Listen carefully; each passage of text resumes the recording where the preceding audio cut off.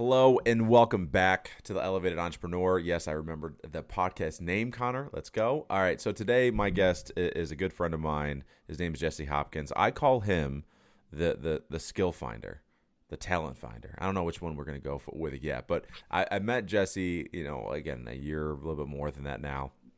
And one of the most brilliant things that he helped me discover is the same thing I want him to teach us, which is basically how do you stay into your zone of genius? How do you build a team that stays in there so you can grow a little bit faster? Please welcome our good buddy, Jesse. Jesse, what's up, brother? All the way from his car. All the way from my car in a Casey's parking lot in Omaha, Nebraska. Such a strange place to do a podcast from, but I'm here. I was running kind of a little bit late today, I'm not going to lie to you, and I was a little worried about being on time, so I was like, screw it, I'm just going to jump in my car and go, instead of trying to land somewhere. No, it works out. So the first thing I wanted to ask you about was over the weekend we had our elevated workshop and you did a presentation about, finding skills. And right out the gate when we first started working together, you had me take the Gallup assessment. And I think inherently I'm relatively fortunate is that I'm probably overly self-overwhelmed. Some would say not self-overwhelmed, self-aware. Some would say self-absorbed, depending on who you ask. I use self-aware is fine. But one of those that assessment was so helpful because it kind of gave weight to what I already kind of knew, if that makes sense. Like I knew that I was very much a visionary. I knew that I don't do well with execution. And so, but what it did though, was it did allow me to find the right who to cover some of my faults. And so maybe can we start with this of the misconception of the need to work on one's weaknesses versus leaning into your strengths? Like, what are your thoughts on that? Yeah, this is super interesting because if you think about talent, let's say you're playing a sport, right? And you're not tall enough. And somebody was telling you, well, you just need to be taller. Like, what are you going to do? Waste all of your life trying to grow an extra 5 inches? Mm-hmm. You know what I mean? You're never going to be tall enough. If you're not tall enough, you need to work on other things. So think about, and again, we'll use a sports analogy on it. We'll use quarterbacks since everybody talks football. Russell Wilson isn't supposed to be good. Well, this year he sucks. So, but let's take. He's still in the NFL though. Hey, listen, he still competes at a high level. He's not. I mean, he's good, but when he came in, he actually fell in the draft. I don't remember where he was drafted. I think second round or something like that. And he wasn't supposed to be very good because he was too short. He's 5'11". But what people didn't realize, because they had this kind of skill set identified for quarterbacks. You're tall, good arm strength, blah, blah, blah. But what he didn't have in height, he made up for in just his competitiveness. So he found his strengths, what he was really good at, and he just leveraged that to be good in the position, right? So, when you process working on the strengths versus working on your weaknesses, there are some things you're just never going to be good at. And you're wasting all of your time. How much more of a return on investment will you get if you actually make yourself better at the talent that you have? Yeah. Right. But by the way, I meant to ask you this weekend. So I like to say, and I said this over the weekend too in the workshop, but I feel like every great offer or service that's provided, when it comes to the founder, it's usually their pain. And then they find other people like them that also have that pain, right? And so when we're talking about, it's almost like some people may be overlooked because people look at their weaknesses. Again, take the example you gave with the quarterback, right? Like people look at 5'11", they go, he can't be good at this, but then he's outstanding because he leverages his strengths, which then made me think about, have you seen the movie Moneyball with Brad Pitt? Yes, love it. Okay, so there's this underlying tone, and they never really fully address it. You see him get mad about it when someone calls him out on it. But the whole reason, not the whole reason, but part of the reason why he loved that new system, that basically the way that they were finding talent, unlike anybody else, was because he was overlooked. So when he was getting recruited, I don't know if you caught that, but I just recently watched it. That's why. But there's a point where he's talking to a recruiter. There's a point to this, by the way. But he's talking to the recruiter. And the recruiter's like, oh, I get it. This is about you. You think that we made a mistake because he was taken too late in the draft or whatever. And so for you, out of curiosity, was there ever a time that you felt like you were overlooked and then you leaned into and found maybe this kind of process of discovering talent where people maybe saw it as overlooked? That's a great question, Raylan. Making me think deep today. Yeah, I would say that I felt overlooked a lot, especially in the world of like business, right? Because my brain works a little bit different than most people. When I discovered the Strengths Finder, it was like a ha moment for me of, yes, that's exactly it. And and just a little bit of a segue, not a segue, but a side note to this too, is like, even the way I think about compensation is different than most people. Most people think of compensation in a way of like, well, you get paid hourly, right? Or salary. You're trading your time for money. And I think, no, you should get paid for your production. I don't care about your time. I care about what you produce. So my brain just works a little bit outside of the traditional sense. And I feel like I've been able to leverage that well within most of the places I've worked, right? So again, compensation works really well in that, because I think outside of the box, I've actually made people more money because they're getting a better return on their investment. And then even working with individuals outside of that, again, what I've done again is I think differently, and I'm not afraid to embrace that difference. Whereas most people will say, go right, I'm going to tell you to go left, And so, yeah, I would say that's been it. And it was, I was able to leverage my personality in a field where most people are like, you need to be really good at school and do well with your schoolwork. I can do it, but I study differently. My wife is a traditional type of person. So when she studies, Raylan, she like one thing going. When I'm studying, because I'm ADHD, I have music going, I have the TV going, I have my book open, I have my phone open, I'm posting videos while I'm studying, and that's the only way I can absorb information, right? Because my brain's going in too many miles. And so I don't know if that answers the question, but I would definitely say the pain of being overlooked and being told that I will not be successful, even from a societal standpoint, the background of my family, statistically, I wasn't supposed to make it, right? I always thought I would be dead by the age of 30. And so that, when I look at it and understand that oftentimes the best talent comes in an unrefined box. And that's my driver. And that's how I felt like a lot of my life was as an underdog.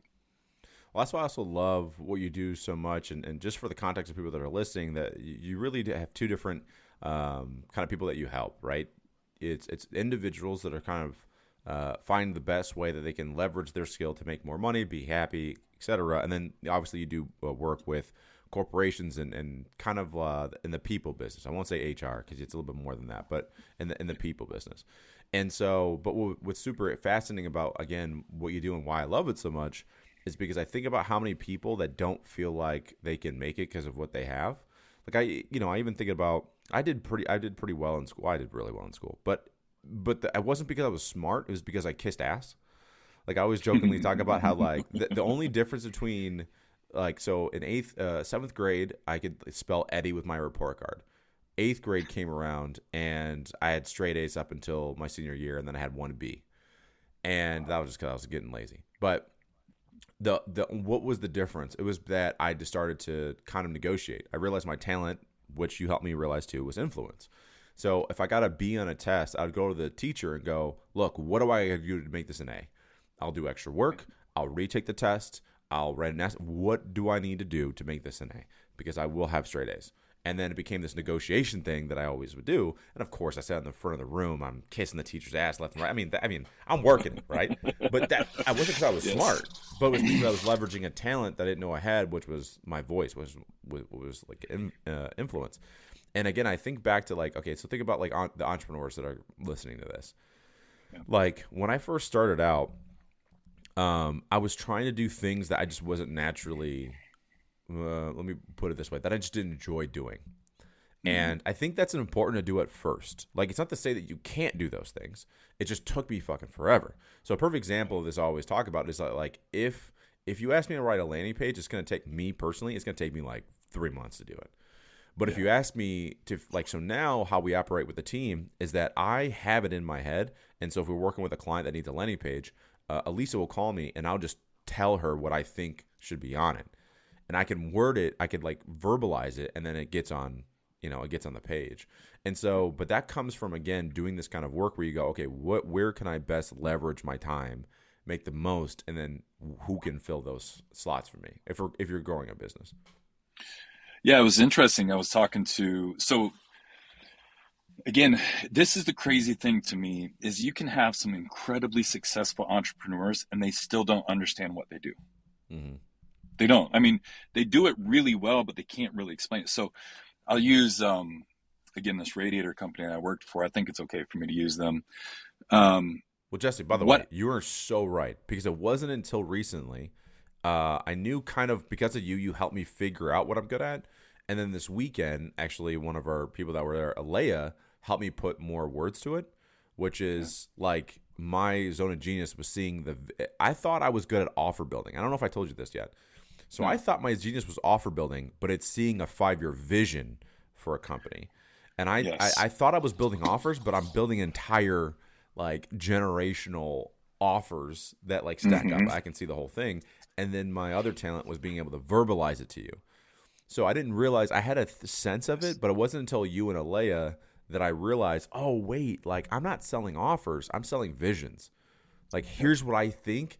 Here's what I see. And this is like, I think it would have been fun to have Alea too on this thing, because I was talking to Kayla about this. I'm sorry I cut you off. We'll come back to it. But I was talking to Kayla about this, and we were talking about what I actually do, and I was thinking about Alea because for me, I literally, there's a reason I close my eyes, and it's something that Alea said.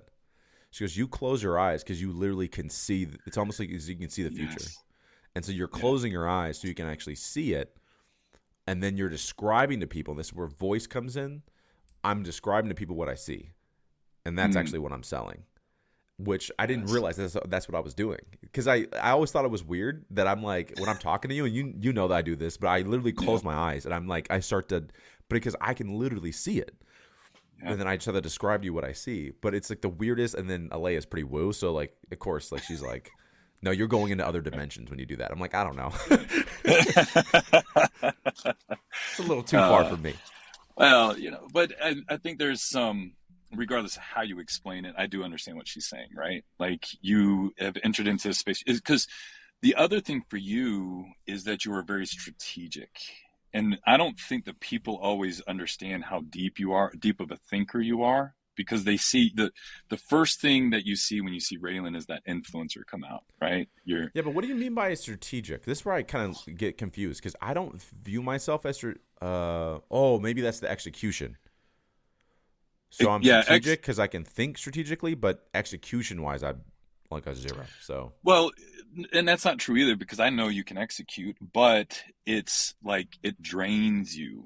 You have to work really hard at execution because it's not your natural state of being, right? And so when you surround yourself with people who naturally lean into execution, so I'll use this as an illustration on a personal level, like the one-to-one level. When I wake up in the morning, I am a very I use influence and strategic thinking. You and I are very, very similar that way. Mm-hmm. I know. When I saw the report, I was like, we're twins. Yeah, we really are in some ways. Very much talent twins. My wife, all execution and relationship. Well, no, she's a very high thinker, but very high execution. So this is what it looks like in the morning, because you use your talents. You don't even realize you use talents, right? Like if you ask somebody, like for you, Raylan, like when you talk about communication, don't you just feel like everybody should be good at it? Yeah. It's just natural to you. So it's like, what? You're not, so you don't even recognize your own talents sometimes because it's just a natural state of being.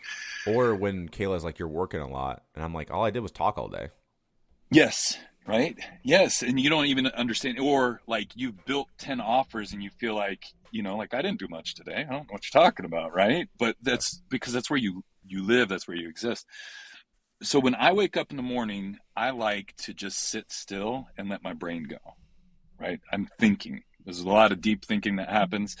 I don't know what I'm thinking about, but I'm thinking. My wife, she wakes up in the morning and she is go mode. She's cleaning the house. She's getting prepared. She's, looking at the calendar. She's doing our fine. I mean, she goes because her natural state of being is more in the execution state, and mine is more in the thinking state. And so your talent dictates how you show up, not just in your business, but in life. And the clearer you can get on what you're really good at, the better you can be at what you do. And the moment that we can accept that I don't have to be good at everything, the sooner you can be more effective at everything you do. Does that make sense? Yeah. Well, one of the things you mentioned earlier, I wanted to come back to, you're talking about like even the high level entrepreneurs, and you were going to give an example about a company you were working with. Yes. Doesn't even know. So the company I was working with, we grew from 3 locations doing like 8 million a year to 30 locations doing 70 million a year. And we kind of scaled. And we had different stages of evolution. What is it that the business does? So, I tell you, hey, we sell radiators. Yes, that's part of what we did, but that's not what we did. That's not what made us great at what we did. What made us great is that the owner of the company knew how to structure deals for purchasing. He is one of the best buyers I've ever met in my life. And he was very, very intelligent. And so what we became, because we were so big, there was 2 things that we did. We became an importer because we were buying the product from overseas. We imported the goods and we distributed the goods. That's what made us genius. The people that were selling the parts for us was really the franchise that we leveraged to do it. So the sooner we can understand what we actually do, the sooner we can understand how to leverage what we do in a more efficient fashion. So again, we look at this, and one of my strategies, and we never really executed it for this company. So if somebody wants to steal this, go for it. I think it would be difficult. But what I was telling them was, why are we paying, when we look at vertical integrations, right? Why are we paying other companies to bring those radiators? We were spending, I don't know what we were spending. So again, you're going to kind of hear a random probably number. Yeah, it was like $3 million a year to bring in product and transport it. Why not, if you're spending $3 million, why not go and purchase your own trucks and be your own distributor? Oh, and by the way, you're doing it for a whole network of people, which represents, we did 70 million. We were probably importing close to $250 million worth of products for the whole network. Why not start capping in on that profit margin? Does that make sense? Yeah. But you have to be honest about what you do. If you only sell radiators, you'll never actually see what you're really good at. Another example is this, even in the functions of your business, right? I used to ask our inventory people, what do we sell? Right? And this is a great kind of illustration, I think. I would ask them what we sell, and what do you think they told me? Radiators. We sell radiators, right? Wrong. That is not what our warehouse sells. Our warehouse is selling boxes. Think about it. The first thing you get a pair of shoes, what is the first thing you see? The box. The box. If that box is messed up, how good are those shoes? Probably going to be messed up, yeah. Well, not necessarily, but in your mind they're messed up, right? Yeah. So now those shoes are actually worth less money because the boxes, who cares about the box? Well, the people buying the box. So when you can kind of shift your perspective a little bit and understand what you do, again, it brings a little bit more emphasis. So then after I'm teaching all of our warehouse guys this, guess what improved? The condition of the boxes, because they started taking pride in understanding their impact on what they did. So I think it's really important to be able to identify your talent, what you're good at, and the moment you can really begin to vocalize it, that is the moment, it's the aha moment where you can begin to operate in the genius and stop trying to be more than what you really need to be. Because as an entrepreneur, Raylan, the worst lie, or the most prolific lie that every entrepreneur has, well, not everyone, but most of them, is that you have to be good at everything. Yeah. I always say that, and I picked this up back when I was in corporate and I was in sales, and I used to then, this will come as a shock to you maybe, Jesse, but I don't really like being put in a box. Really? So that's surprising. Yeah. And they used to get mad at me because I was learning about marketing. and they were like, no, you're a sales guy. Like, don't worry about marketing. Well, I just need to know how it all kind of blends together. And then I realized that like, no, I don't want to learn marketing to do it. I need to know enough to be dangerous. So everything in my business I know about, but I'm not an expert in, but I think I should. And then the only reason why is so that way, if I look at it, I know something's screwed up. Like, for example, like my team probably can't stand it, but I'll send them back something and go, I don't like this. I don't know why, but there's something missing here. And then they're experts that they can find at, like, right? And maybe they'll say, like, can you give me more precise? What about this do you like? And I can figure it out. But, one of the things with the skills, leveraging the skills reminds me of jiu-jitsu, because there's a guy, oh man, there's a camp. Oh, that's what it is. So John Danaher's Death Squad, they're called. They changed the name to New Wave Jiu-Jitsu now. But anyway, so Gordon Ryan is the best jiu-jitsu practitioner to ever live. Like, he's the GOAT. Yeah. And this whole squad is the same. And on paper, it looks like they're good at everything, but it's actually not what they do. What they're really, really good at is a handful of positions, mostly leg locks, and they're really good at getting you to that position. So they're not perfect everywhere. So the game becomes, these are my moves that I'm good at. I'm going to get you to that position so I can win. So for example, a lot of times I'm thinking about this when it comes to sales. So like, if you're someone that I hear this a lot, right? I don't like sales. Well, for example, instead of looking at it from perspective, okay, you're a seller, you're giving them a strategy and then asking if they want you to do it for them. So I always talk about how, like, my sales strategy is, I'm going to tell you what I see for your company and where it could go if you do X, Y, and Z. And then it's up to you. I love doing that anyway. I do that in my sleep. And so I don't feel like I'm selling. I'm just telling you what I see and then asking you at the end, like, do you want me to do it for you? Like, that's it.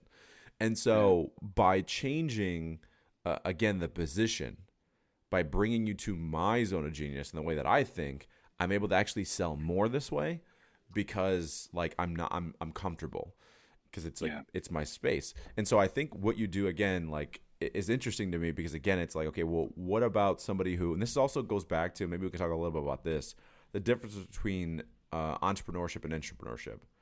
So I was just talking to someone on my team, and we're doing like these really interesting deals where, and let's face it, the biggest thing that we love doing, specifically with the agency, oh, there we go. Specifically with the agency, is we're all making money together. It's way more fun. I mean, honestly, like some of the things we're going to be doing is flying out to clients, and it's like the four of us, and that's fun. Okay. Like, you don't have to make money on your own, but unfortunately, this is a tangent, but unfortunately people get a little selfish, and they're like, oh, I can make more money, like, if I just do it by myself. And it's like, no, like, you have no idea. But anyway, so she hits me up today and we're talking. She goes, Raylan, I don't know. I realized over the weekend, I don't know why I keep trying to push my thing, because I can make way more money with everybody else, and it'll be more fun. And so it's interesting, I think, but it's, again, this is the conversation of entrepreneurship versus entrepreneurship. And some people, right, like a perfect example, when I say entrepreneurship, so I have people on my team that still have their own thing. And listen, I think it's really important, at least for my company anyway, a very different company. But for my company, I want you to have your own thing still. Like, because I think it's important. I just think it's important. I just want you to have that freedom. But like, one of the key concepts to me is like, how much do you have to do that you don't want to do versus if you work together? Because I take care of the lead gen, I take care of the sales, and then like I take care of the the customer conversations, and then you get to just do what you love doing, and arguably you could probably make the same, if not more. So why not do it, right? So maybe talk to me a little bit about like your thoughts on entrepreneurship versus entrepreneurship. Yeah. So first of all, man, entrepreneurship, that's a whole different level of understanding risk, because entrepreneurship versus entrepreneurship, a lot of it has to do with your ability to accept risk, right? And most people think they're risk takers until they actually have to take the mortgage out for the business that they want. You know what I mean? Yeah. Or they have to suffer through a month where they're not making what they want to make, or they realize that all the effort, blah, blah, blah. So I think your talent does dictate certain things. So again, let's go to influential people. right? And you and I are both really strong in the influence realm. Can you break down really quick, like, what do you mean by influence? Because again, like, some people think of influencing like loud, like people. So maybe break that down a little bit too. Yeah. So, well, I'll give you the four main domains that we use, and I'll just tell you real quickly. My favorite thing about assessments, period, is they help you understand deeper parts of yourself. What I hate when it comes to assessments is that people have started using them to define who they are, and it's not who you are. It's not. And excuses, huh? Yes, it's an excuse. Like, well, I'm just this way, right? No, I'm an introvert, or I'm a introvert, so I can't do this. Yeah. Right. Like, I'm just not good with people, and you're like, really? Okay. And that's something I did want to talk about. Like, I want to come back to the execution piece. I'm writing notes for us because again, we jump around a lot. Me and you jump around a lot, so I got it. Okay. All right. I appreciate that.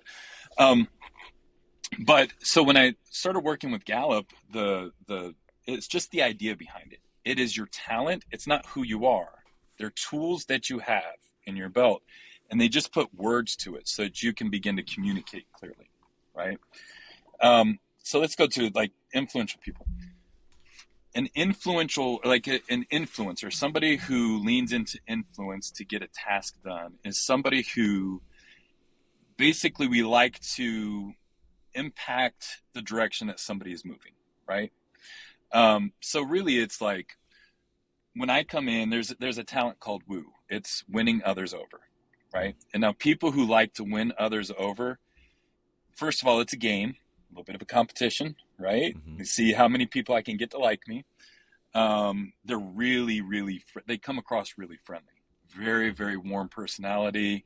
I think you have a lot of woo in you. That's how you get away sometimes with calling people out real strongly, is that they love you. It's because you were very woo, very command.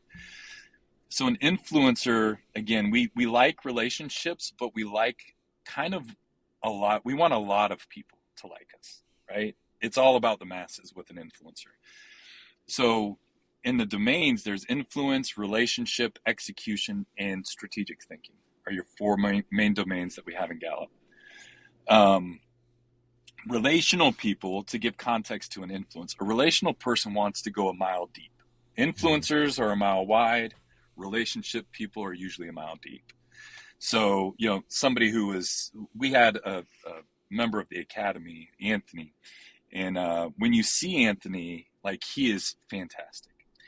Now I'm going to get to the execution. I'm going to use this as an example, actually. Anthony is incredibly influential with the way he shows up. He influences the way you think through storytelling. So when I say he's very relational, and on an influence, by the way, his influence was it was almost non-existent on the results for the domains. Oh, and really? So you look at it and you go, and communication was not in his top 10 either, which is also crazy because he's really good at communicating. But this is kind of to give depth to this. It's not about whether or not he's good at communicating. When you look at communicator, it's what he leans into first to get a task done. Anthony is very slow to speak. Yeah. If you watch him. And Kayla literally brought that up last night. She was like, it was kind of weird. Like, I'd say something and then he wouldn't say anything back. Like, he'd just stare at me. But he's this really... Go ahead. No, I was gonna say, but it's because he's waiting for you to talk more. Like he wants you to keep going. He wants to learn more. He wants to, Yes, and it's this relationship piece. Like, he is really like, it's almost abnormal for me. Like, I don't know a lot of people like Anthony. He really wants to know the true you. There isn't a sales angle at all with Anthony. It is genuine. This is who he is, and he would rather you speak and get to know you deeper than to speak himself. Influential people, we want everybody to know us. I don't need to know you. I need you to know me, right? It's the way it is. But here's the one thing you have to avoid on that. I actually deeply desire and value relationships and depth in my relationships. So I have to understand, like, just because that's not a skill set that I have, like, I'm not going to sit like Anthony does, look you deeply in the eye and make you feel like, we're about to have Christmas dinner. Not happening. But I show up in relationships differently. Like, you know that I care about you when I'm making jokes, giving you a hard time, and I'm challenging thought processes, Mm-hmm. right? So I've learned in my skill set, I used to show up really kind of abrasive. I would just come in and challenge you, and why don't you get what it was just very abrasive. And what I've learned over time, and this is the beauty of talent, I can turn it on and turn it off. Yeah. Right. So as an influencer, I don't always have to influence. I can actually turn the volume down, on my influence, and show up in a very meaningful and deep way for people that makes them feel felt and heard. And this is, when we talk about talent, Raylan, talent doesn't mean you're good at something, right?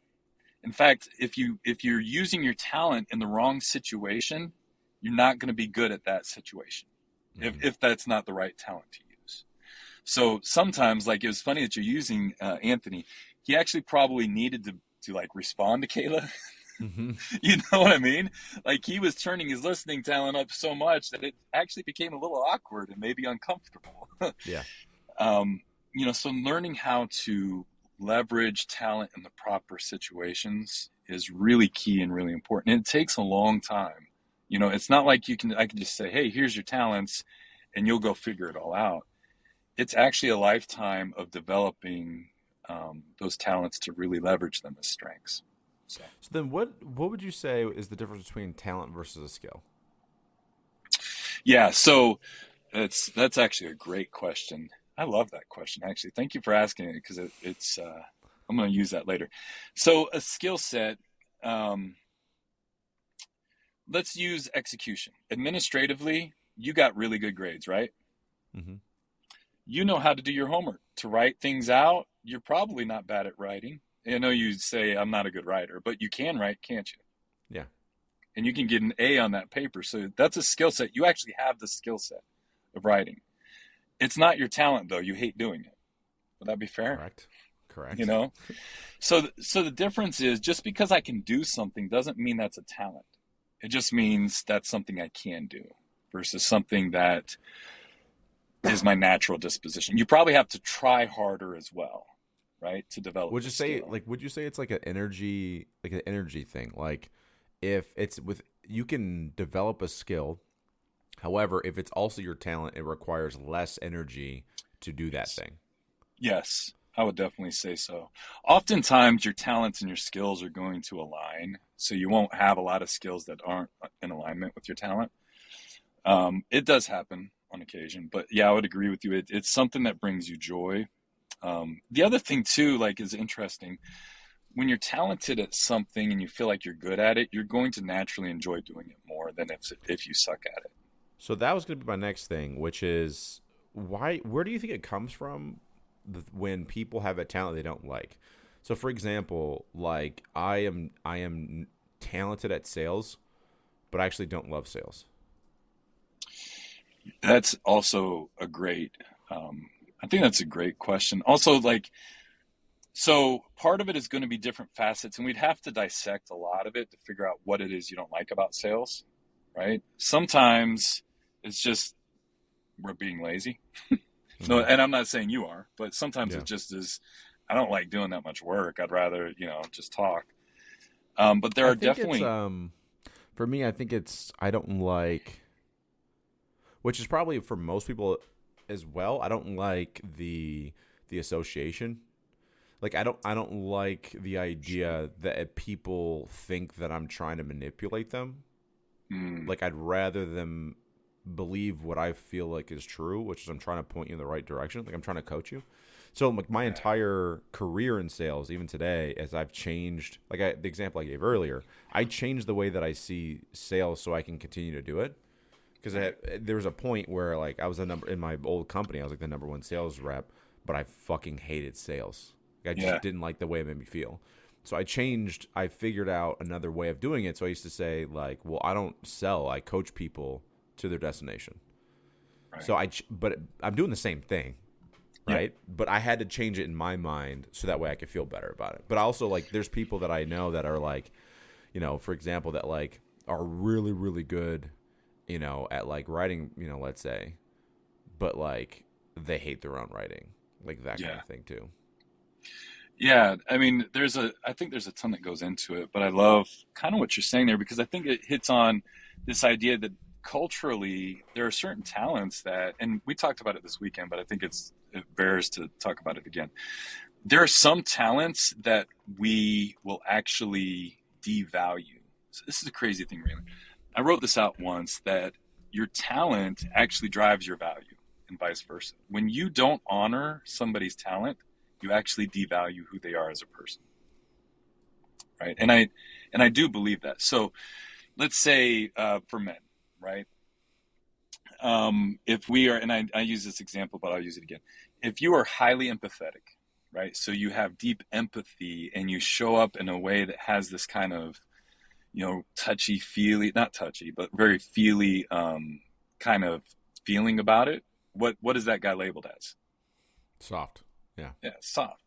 So then what we do in our culture is we teach people, well, and we assign, like, this is where it gets a little bit goofy. You have to be careful about assigning gender to value as well, right? So, well, that's not as masculine, so he can't be empathetic. Or I use the example all the time, a woman who shows up, there's this talent called command, which is presence, right? And you kind of like to be in charge. When a woman shows up that way, culturally, at least in our culture, she's labeled as, just very not desirable. She's labeled as a bitch. She's labeled as this, and that. And she learns at a young age that talent that makes you less desirable as a person, right? That makes you unacceptable. So then we stop showing up in the most natural state of being. We devalue our talent.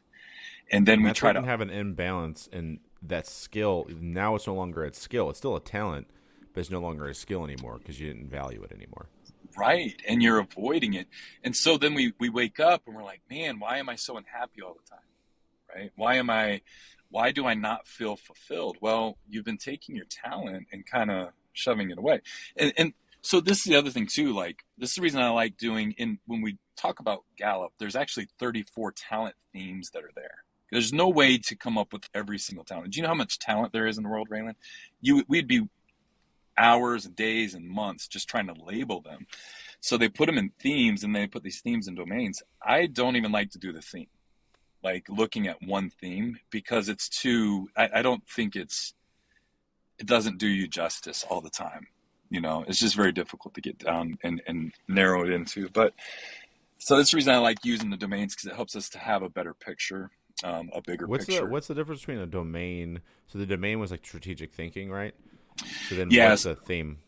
A theme is going to be, so a domain, like I said, we're the 4. A theme is going to be a little bit more specific. So let's take, I like influence because that's kind of where I exist, but we'll use command. I think you and I both had command very, very, in fact, I think we both had it at number 1, right? Yeah. And so the way when we show up with presence. Oftentimes people are going to ask us in charge when we're not in charge, just because we have this air of confidence and, again, being in charge. And that's going to be a theme. Whereas the domain is going to be much broader than that, where they take kind of all of the results and they take your most dominant theme out of it. So again, we'll go to influence. Influence was more than command. I think we both had communication. We both had woo, which is winning others over. It's just the bigger assimilation of those themes, and they put it into domain. It's easier to communicate, and it takes less time, really, for me. But I will use another one, for example, which is, again, relator. People who are deeply relator with the relator theme. And again, this is Anthony. I think it was number 1 or really close to. He deeply desires and values relationship, pretty much above everything else. So one of the things for him, and I don't remember if you had relator in your top 1, Raylan, at all. I don't remember. I can't remember. But for him, he like abhors doing sales, right? Because he wants you to come to your own conclusions. He doesn't want to influence you into it, right? That makes sense. And for him, that was theme based. Whereas again, for when you and I talk, and probably some things that have been stated, it becomes in the back of our brain, right, subconsciously, how many times you've been told salespeople are terrible. Right? Mm-hmm. I mean, gosh, it's terrible. I hate it when people do this and that. And because you're so strong on influence, you naturally sell people all the time. That's your natural state of being. It's not sales, it's influence. It just happens to be that sales are typically high influential people. And then the other side of it is influential people can come across very insincere and very used car salesmen, right? Yeah. And see, there's the dark side of that talent, and that's where this comes. I naturally lean into influence. I value relationship, and because I value relationship so strongly, I actually don't like the way I show up in people's lives because I'm always trying to influence you, and it's counterproductive. I don't like my talent anymore because it feels less sincere. But the truth is, when you show up and when I show up, even in our influence, we are sincere. This is who we are and how we were designed.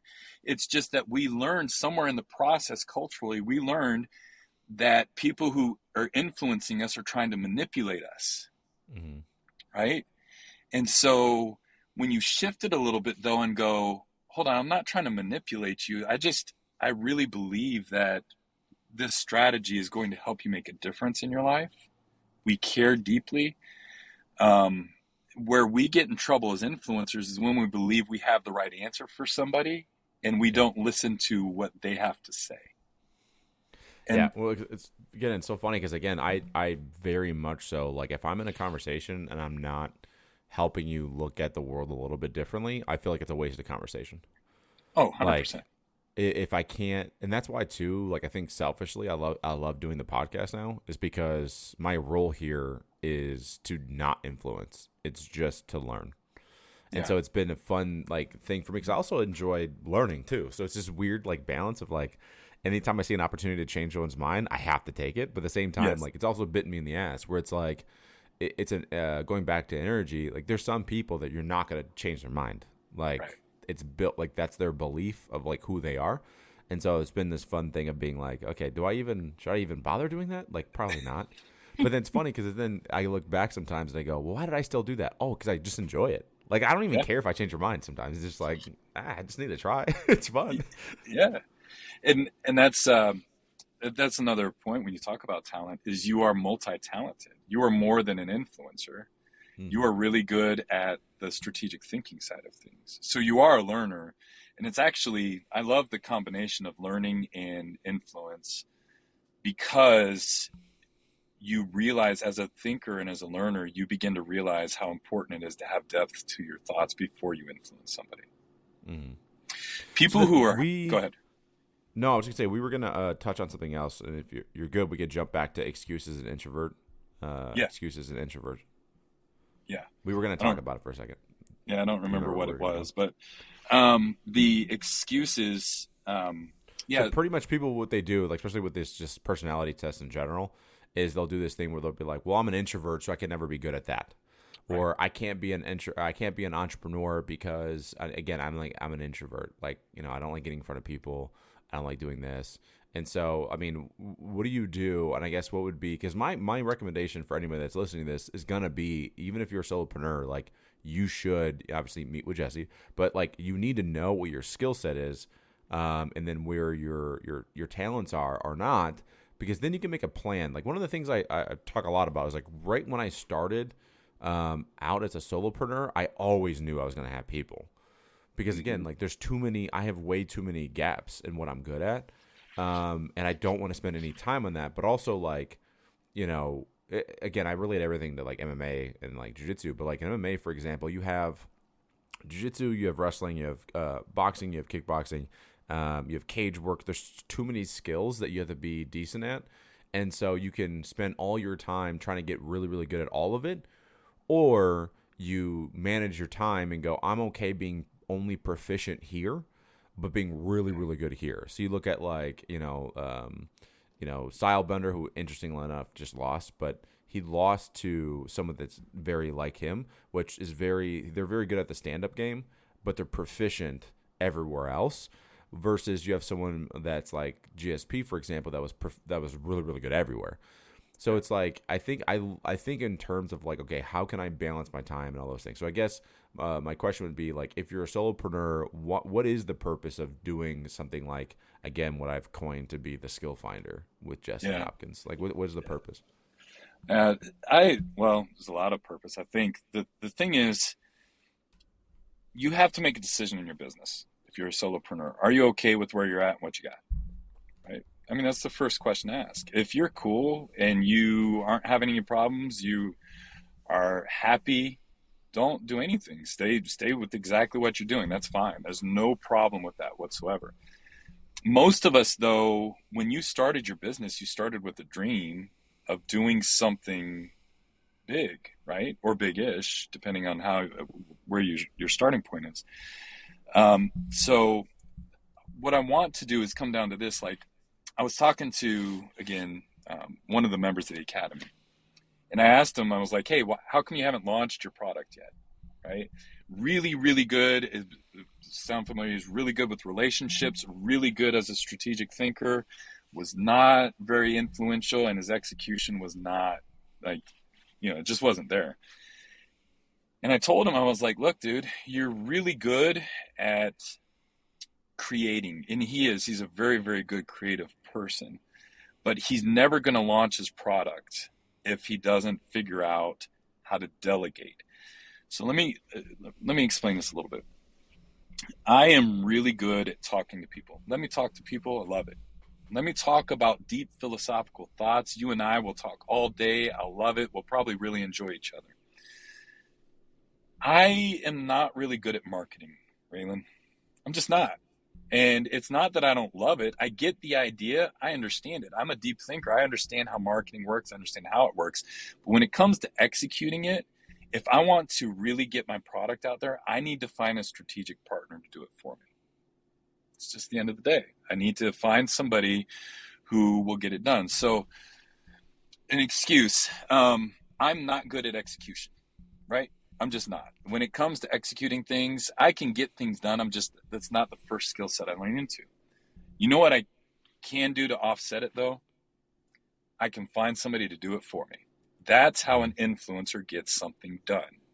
And I use this all the time when I was doing some leadership development with people. Just because I'm not good at execution doesn't mean I can't get a task done. It's just how I'm going to get it done is what's impacted. So if you're struggling in an area as a solopreneur or an entrepreneur, you have to, first of all, be really honest with where you're at. What is it that you want?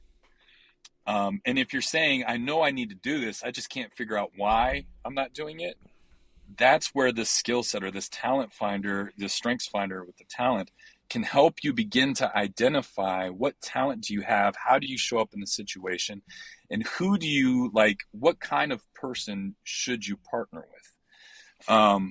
So again, for this guy I was talking to, we talked about, the different people who were really good at execution that was in the room with us. And I don't know if he'll execute on it or not. I hope he does, because it'll make a difference. But for you and I, we're really good at influence, really good at strategic thinking. We may not always be good at making people feel cared for, right?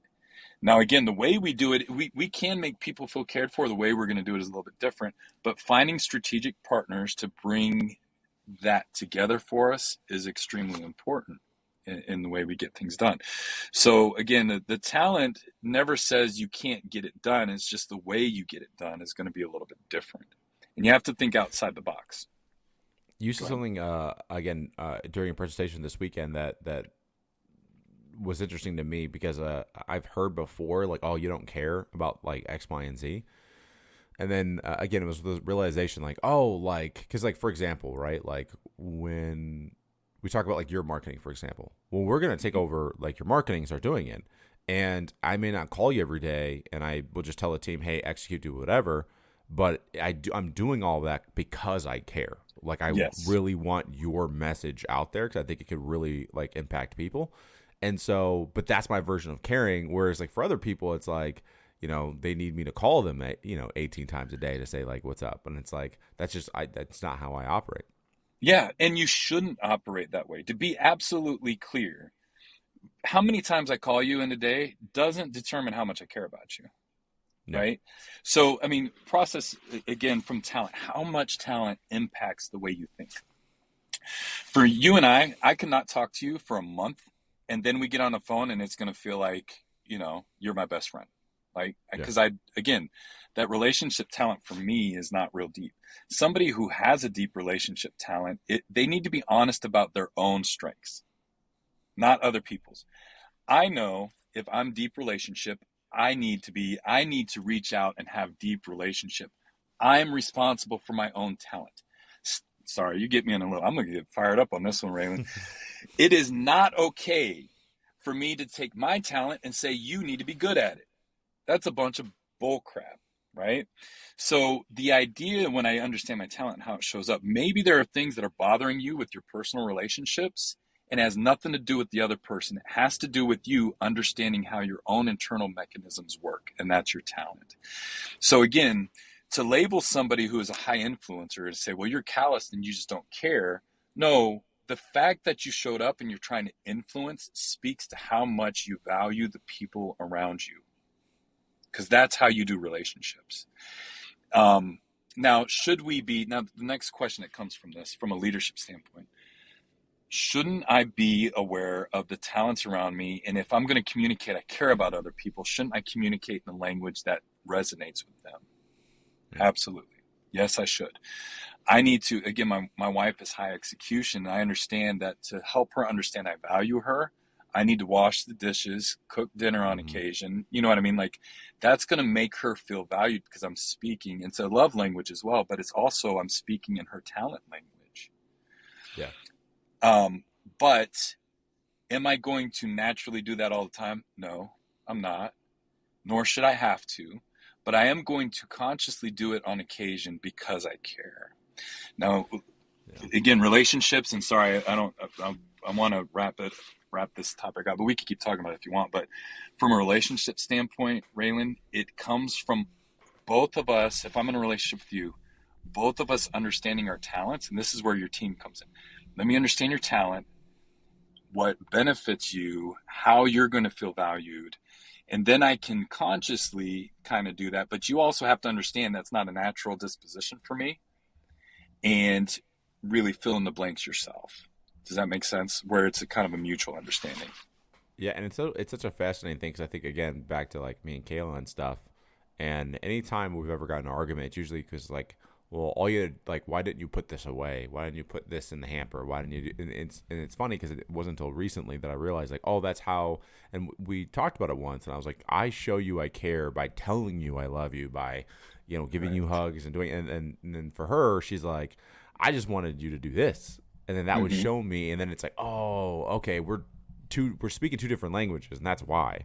And so like it's that mutual thing of going, all right, well, basically do me a favor and, accept this form of currency. And then sometimes I'll give you this form of currency. Like, it's like you both have to be cool with like exchanging in different ways. But that's why, again, the skill finder, talent finder, whatever we decide to call it, is interesting to me because there's like, it's not just about your career. It's not just about like your entrepreneur journey. It's really just about like, how can you make your life a little bit easier if you stay into your like talent and leveraging. And it's like, for me, it's like, I want to create a business that I don't have to work as hard to do. And by that, I mean like there's this thing, and I always tell people now, which is like, everyone used to say like, oh, grind, I'm going to grind. And I always say like, but the problem with the idea of grinding is that it involves friction. That means that you are forcing something when in fact it doesn't have to be grinding. It is perfectly possible to still grow a very significant business and also impact a lot of lives without the friction and without the grinding. Doesn't mean you don't work as hard, right? Like, it just means that there's a more efficient way of doing it, which is where you come into play, right? Yeah. And that's why I think I love the idea of like your program helping people go, all right, what's your vision? Okay, now what's your talent? And then what do we got to do to make this a reality? Because there's some people, again, that I know look at this and maybe think to themselves like, I don't know if I can do this. I don't know. But it's also like, yeah, you can do it, but maybe we do need to hire somebody, right? Or maybe we need to Right. bring somebody in. Like, if I were to do it all over again, I think I would have, my first kind of employee would have been like an executive assistant. That Yeah. probably would have been like number one. And then slowly build everything else up, and then maybe a writer. But like, it's like that's basically that's what I did. I just went like minus the executive assistant, but like basically what I did was like, okay, what do I hate doing? I hate writing. All right, let's get somebody that can write for me. All right, what do I hate doing? Well, I hate editing content. Okay, well, let's get somebody to do that, right? Anyway, any final notes before we jump off, dude? I think this has been fun. Yeah, man, I really appreciate you bringing me on and allowing me to talk a little bit about it. I love talking to you and hanging out with you, so it's always fun. I think it's just the biggest thing about talent, entrepreneur, solopreneurship is really learning who you are and how you show up in life. And that's easy. There's a lot of people who are going to tell you how you show up, right? There's a lot of assessments out there and everything else. The hard work becomes accepting it. Mm-hmm. It's probably the hardest thing, is accepting I'm good at some things, I'm not good at others. I'm aware enough, not just self-aware, but I can accept who I am, and I'm okay with that. When we can hit that point, then these conversations become much easier and you don't have as much resistance against it. The problem for most of us isn't that we don't know what we're good at, it's that we're not willing to accept it because we feel like we have to be good at everything. So, when I'm working with people, I would say, Raina, I was actually coaching somebody earlier today, and part of the work that we were doing was telling her she's okay. You know what I'm saying? Like, who she is, she's this beautiful, sounds like I'm talking about like a love story. She has this beautiful talent and shows up beautifully in the world. She brings this beauty to the world when she does what she's good at. But she keeps trying to fix her business in ways that isn't reflection of who she is. So the more she tries to do it, the less beauty is in the world because she doesn't know how to show up and accept the beauty that is in her. Does that make sense? Yeah. And again, I also love that you talk about like the negative side of that talent. Like recently we made this decision to, like, for our agency to just focus on a handful of people that can impact the most amount of lives. But it's difficult to do because I'm an influencer. And so I thought that I had to do, so I went big up front. Let's get as many clients as we can. But I wasn't happy. And then I realized, I'm like, oh, but because I'm spread so thin, we're not making the massive impact that I want to make. So, okay, let's cut it down and then really dive in so they can influence 1 million people this year.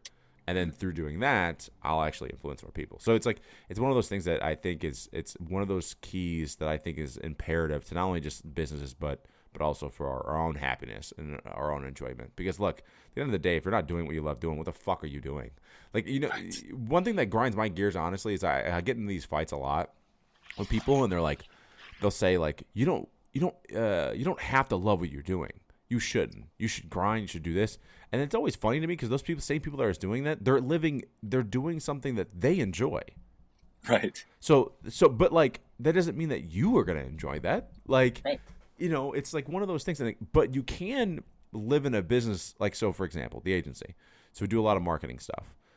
I don't like doing landing pages. I don't like editing content, but I love influencing. So I can still have an agency though, because I just find people to do those things. Right?